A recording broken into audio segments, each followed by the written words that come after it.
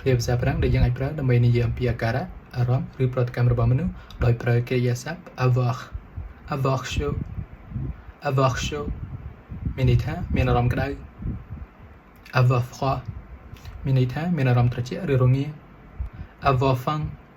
មានន័យថាមានអារម្មណ៍ឃ្លាន avoir soif មានន័យថាស្រេកទឹកឬក៏មានអារម្មណ៍ស្រេកទឹក avoir sommeil មានន័យថាមានអារម្មណ៍ងងុយគេង avoir mal au dos មានន័យថាឈឺខ្នង avoir la chair de poule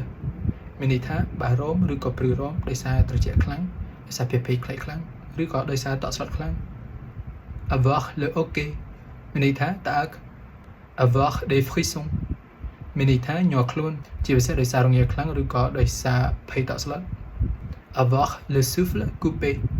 មានន័យថាដង្ហក់ឬក៏ដកដង្ហើមមិនដល់គ្នាដោយសារភាពភ័យខ្លាចឬក៏ដោយសារយើងទៅរត់រួច avoir le cœur qui bat la chamade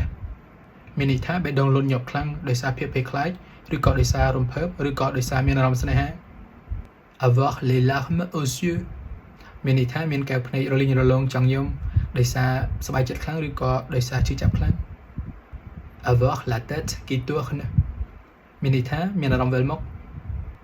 avoir les jambes en coton មានន័យថាមានអារម្មណ៍ទន់ជង្គង់ហើយដើរទៅមុខស្ទើរតែមិនរួចដោយសារអស់កម្លាំងមានជំងឺឬក៏មានអារម្មណ៍តក់ស្លុតខ្លាំង avoir les nerfs à vif